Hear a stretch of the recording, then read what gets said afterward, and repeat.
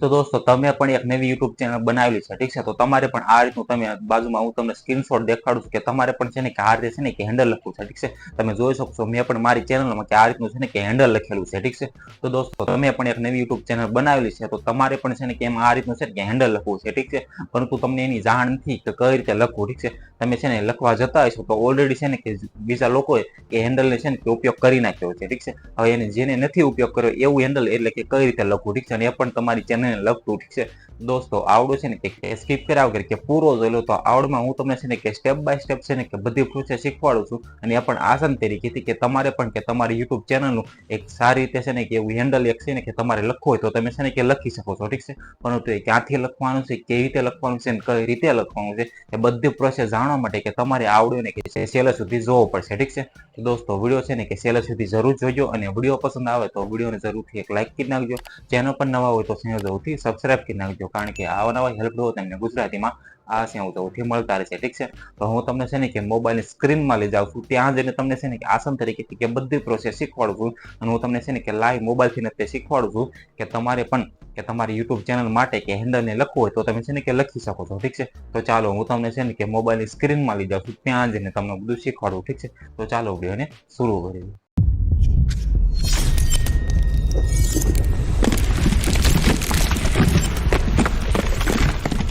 તો દોસ્તો હવે છે ને આપણે શીખવી કે તમારે પણ કે તમારી યુટ્યુબ ચેનલ માટે છે ને કે હેન્ડલ લખવું છે, ઠીક છે? તો તમે કઈ રીતે લખશો, તો એના માટે સિમ્પલી હું છે ને કે તમારે પણ કે યુટ્યુબને ઓપન કરવાનું રહેશે, ઠીક છે? કે એટલે કે તમારી ચેનલને તમારી યુટ્યુબમાં કે ઓપન કરવાની રહેશે, ઠીક છે?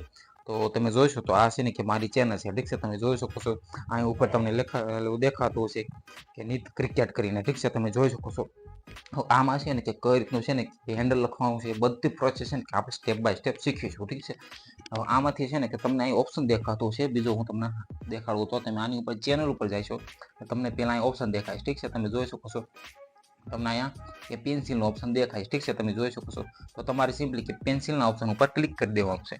એની ઉપર ક્લિક કરશો એટલે તમે જોઈ શકો છો તમારી સામે આટલા બધા ઓપ્શન આવી જશે. પહેલા જોવો તો કે ચેનલનું નામ છે, અને પછી તમને બીજા નંબરમાં જોઈ શકતા હશો કે તમને હેન્ડલ કરીને લખેલું આવે છે, ઠીક છે? તો આનો મતલબ શું છે? અને તમે જોશો કે તમારી ઇન્સ્ટાગ્રામ આઈડીમાં તમે જોશો તો તમારે છે ને એક નામ લખવાનું આવતું છે, ને પછી તમારે એગ્રેટ કરીને તમે જોઈ શકતા હશો કે આ રીતનું લખેલું આવતું છે, ઠીક છે? તો એ પણ આ રીતે છે ને કે યુટ્યુબમાં પણ આ નવું ફીચર આવેલું છે, ઠીક છે? તમને પણ ખબર છે કે આ રીતનું કે તમારે હેન્ડલનું આ તમે તમારું ચેનલનું નામ થઈ ગયું, આ તમારું હેન્ડલ થઈ ગયું, ઠીક છે? એટલે કે તમે આ પણ સર્ચ કરશો તો પણ તમારી ચેનલ પણ આવી શકે છે, ઠીક છે? સર્ચમાં. તો આને છે ને કે બદલવું કઈ રીતે છે ને કે આપણે લખવું બધું હવે શીખીશું, ઠીક છે? તો એના માટે સિમ્પલી તમને જે પેન્સિલનો ઓપ્શન દેખાશે એની ઉપર ક્લિક કરવાનું રહેશે, ઠીક છે? તો એની ઉપર ક્લિક કરું છું.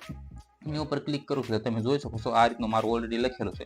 હવે આને મારે ચેન્જ કરવું છે, ઠીક છે? તમે જોઈ શકો છો મારે છે ને નીટ ટેક છે ને તો એની બદલે છે ને મારી ચેનલ કેવી છે તમે જોઈ શકો છો કે નીટ ક્રિકેટ કરીને છે, ઠીક છે? તમે જોઈ શકો છો.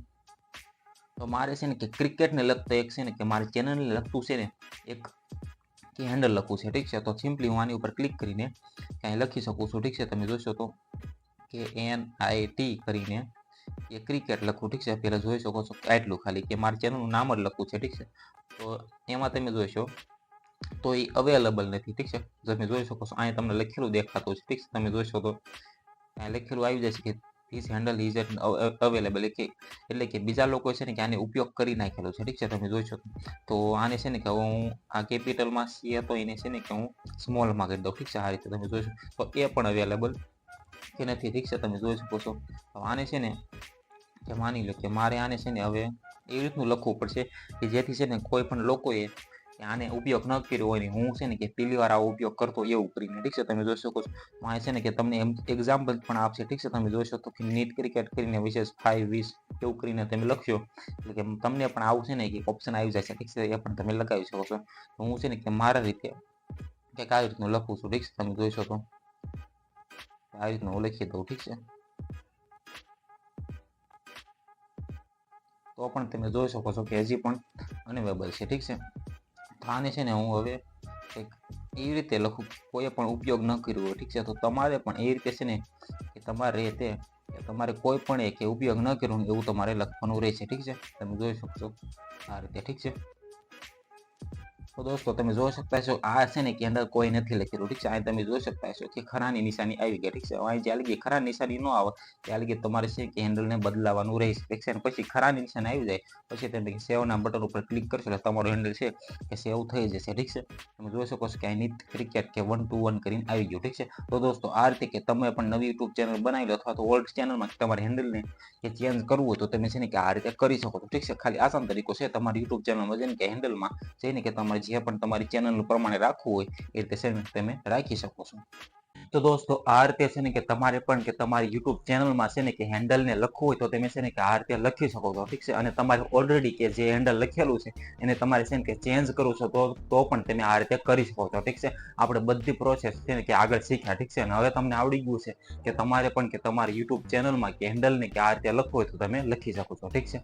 તો આઈ હોપ કે તમને આ વિડીયો પસંદ આવ્યો છે. પસંદ આવ્યો તો આ વિડીયોને જરૂરથી એક લાઈક કરીને આવજો. ચેનલ પર નવા હોય તો ચેનલ જરૂરથી સબસ્ક્રાઇબ કરી નાખજો, કારણ કે આવા નવા હેલ્પફુલ તમને ગુજરાતીમાં આ ચેનલ જરૂરથી મળતા રહેશે, ઠીક છે. તો આ ચેનલને જરૂરથી સબસ્ક્રાઇબ કરી નાખજો. Okay, bye bye.